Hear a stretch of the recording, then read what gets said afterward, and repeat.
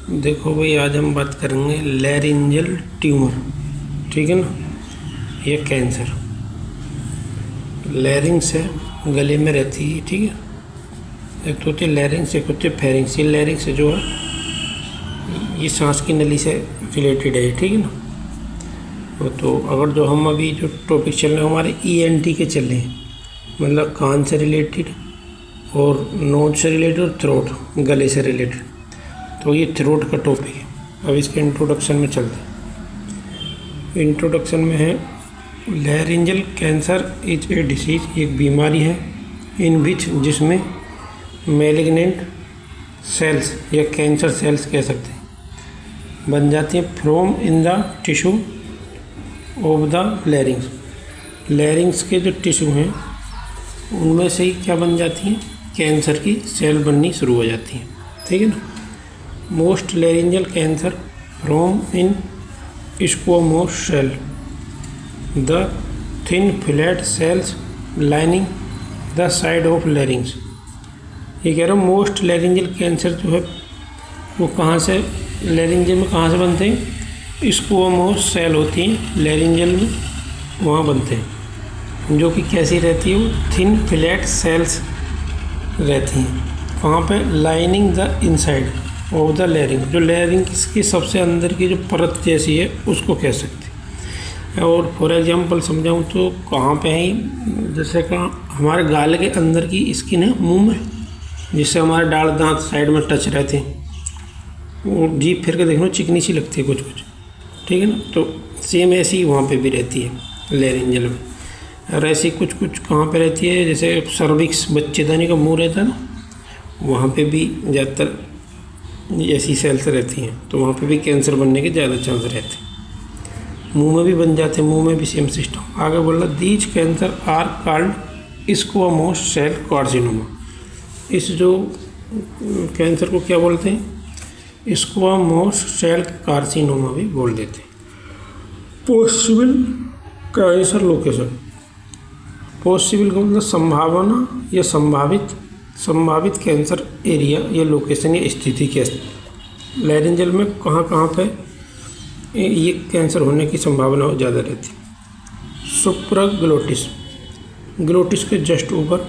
अब जिसने ग्लोटिस पढ़ रहा है उसको पता होगा मैं कहाँ बता रहा हूँ। ग्लोटिस, खास ग्लोटिस में, सब ग्लोटिस, ग्लोटिस के जस्ट नीचे, ये 3 जगह पे ज़्यादा लैरिंजल में कैंसर बनता है। It can develop in any part of the larynx. वैसे तो ये लैरिंग्स में कहीं पे भी डेवलप हो सकती है कैंसर की सेल। अगर लिख रहा ग्लोटिस, सुप्राग्लोटिव, सब ग्लोटिव, ये तो हमने ऊपर लिखी थी। अब आगे देखते हैं रिस्क फैक्टर क्या क्यों।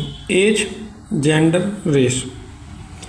रेस का मतलब है स्किन वाइटिश ड्यू टू, अब आगे नहीं लिख रहा ड्यू टू, स्किन वाइटिश का रेस जानते हो, रेस क्या होती है। रेस का मतलब एक तरीके से प्रजाति समझ लो। जैसे कि हम इंडिया के लोग, ये पाकिस्तान बांग्लादेश के लोग कैसे दिखते हैं, और फिर तुम अमेरिका के चले जाओ, और कुछ तो बिल्कुल वैसे होते हैं जो वाइट से दिखाई देते हैं। वाइट से बोले तो अपने इंडिया में कुछ तुमने देखा होगा जिनकी स्किन बिल्कुल भूरी नहीं होती, कुछ कुछ वैसे रहती है, रेड सी और भूरी सी, जैसे जलने के बाद हो जाती है ना, कुछ उस टाइप की रहती है। तो हो सकता है उनकी यहाँ पर बात करी हो स्किन वाइटिश में, क्या ये कैंसर ज़्यादा होता है ऐसे लोगों में। आगे लिख रहा मेल में ज़्यादा होता है फीमेल के अपेक्षा। स्मोकिंग, जो धूम्रपान करते हैं उनमें ज़्यादा हो जाएगा। एल्कोहल, शराब ज़्यादा पीते हैं उनमें। Present history of head and neck cancer, ओ अगर वो पहले से कोई हिस्ट्री रही हो या प्रेजेंट टाइम में कोई हिस्ट्री है गले या हेड को लेकर, तो भी क्या है, कैंसर होने के चांस है। ऑक्यूपेशन, ऑक्यूपेशन का मतलब है तुम्हारा काम धंधा।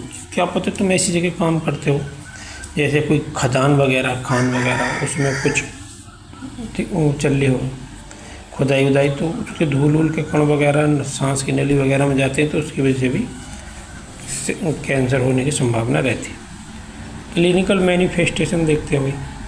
क्लिनिकल मैनिफेस्टेशन में है ये साइन एंड सिम्टम्स भी लिख सकते हैं यहाँ पे। ठीक है ना, शरीर में क्या क्या लक्षण दिखाई देंगे। अगर साइन और सिम्टम्स डिपेंडेड डिपेंडेंट निर्भर करते हैं on where the cancer is growing part of larynx. इसके जो साइन और सिम्टम्स हैं वो इस बात पर निर्भर करते हैं कि लैरिंग्स के कौन से पार्ट में कैंसर होगा। ठीक। ए सोर थ्रोट और कफ। ए सोर थ्रोट का मतलब है गले में कोई जख्म टाइप का शायद। ठीक। सोर का मतलब वही है। कफ खांसी हो सकती है।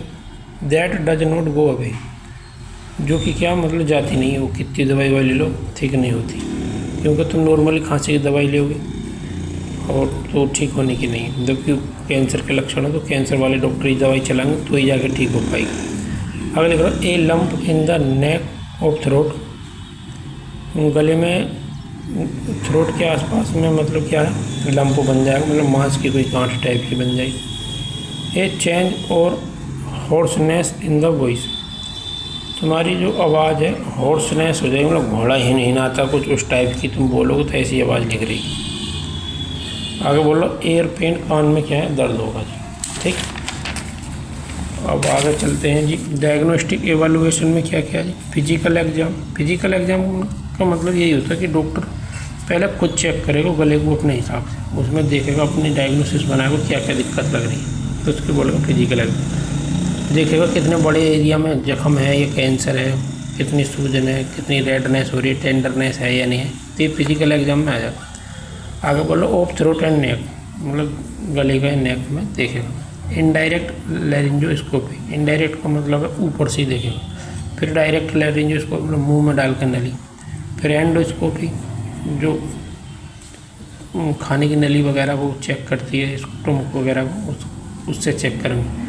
ज़रूरत पड़ी तो सीटी स्कैन करवा सकते हैं, MRI करवा सकते हैं और बायोप्सी भी करवा सकते हैं, मतलब पैथोलॉजी लैब में भेज सकते हैं। थोड़ा मांस का टुकड़ा काट के लैरिंग्स में से उसमें देखेंगे कि कैंसर सेल है सच में ये किसी हो रही है। बेरियम स्वेलो करवा सकते हैं। ठीक। मैनेजमेंट देखते हैं इसका ठीक कैसे होगी। रेडिएशन थेरेपी देंगे। रेडिएशन थेरेपी में रेज टाइप के निकलेंगे इसमें किरणें, और वो कैंसर सेल पे अटैक करेंगे तो नष्ट हो जाएंगे cancer cell. Also called radiotherapy, इसको रेडियोथेरेपी बोलते हैं। Use high energy x-ray, x-ray वाली किरणें रहती हैं इसमें भी, लेकिन हाई एनर्जी की रहती हैं। और other types of radiation to kill cancer cell, और दूसरे टाइप के भी जो रेडिएशन है वो भी कैंसर सेल को मारते हैं। सर्जरी में क्या है जी। सुप्राग्लोटिव लैरिंजेक्टोमी, मतलब जो ग्लोटिस के ऊपर कैंसर बना तो उस पार्ट को निकाल के फेंक देंगे लैरिंग्स का। हेमी लैरिंजेक्टोमी, हेमी का मतलब हाफ या आधा, तो आधे जो लैरिंग्स है उसको निकाल के फेंक देंगे। पार्शियल लैरिंजेक्टोमी, थोड़ा सा टुकड़ा ये भाग ये पार्ट काट के फेंक देंगे जहाँ पे कैंसर है लैरिंग्स का। टोटल लैरिंजेक्टोमी, लैरिंग्स को पूरे को क्या काट के बाहर फेंक देंगे। कोरोडेक्टोमी, ये क्या भी इसके बारे में भी नहीं जानता, बस पढ़ लो। थायरॉइडेक्टोमी, थायराइड की ग्लैंड को निकाल के फेंक देंगे। कीमोथेरेपी, इसमें क्या है जी। Is a type of cancer treatment that use drugs to stop the growth of cancer cell, मतलब कि कह रहे हैं कि एक टाइप है किसके कैंसर के ट्रीटमेंट का, जो कि क्या करती हैं दवाइयाँ कैंसर सेल की ग्रोथ को रोक लेती हैं। Either by killing the cells और बाइंग stopping the cells from dividing, मतलब जो सेल्स डिवाइड हो रही हैं कैंसर की, 1 से 2 बननी है, 2 से 4 बननी है, 4 से 50 बन गए, ऐसे धीरे धीरे खूब बड़े एरिया में मांस की गांठ से बन गए, जो डिवाइड हो रही है उसको क्या रोक देगी। ठीक। इसमें हमने क्या क्या देख लिया। मैनेजमेंट देख लीजिए, डायग्नोस्टिक एवेलुएशन देख लिया, इंट्रोडक्शन देख लिया, रिस्क फैक्टर देख लिए, क्लिनिकल मैनिफेस्टेशन देख लिए। अब ये मैंने दूसरे तरीके से और बनाई थी, इस पर देखो तो देखो। लैरिंग्स cancer is a type of throat cancer that affect the larynx. The larynx is voice box, ये बोलने वाला डिब्बा मान लो। दिस टाइप, और यार मैंने गलत बता दी, मैं सोच रहा सांस की नली बोल रही, ये वॉइस बॉक्स है। ठीक है। और this type of cancer can damage your voice, ये कैंसर क्या तुम्हारी आवाज़ को क्या डैमेज कर सकता है। सिम्टम वो ये जो पहले थे, cough with blood, neck pain, sore throat, ear pain, sudden weight loss, neck lump.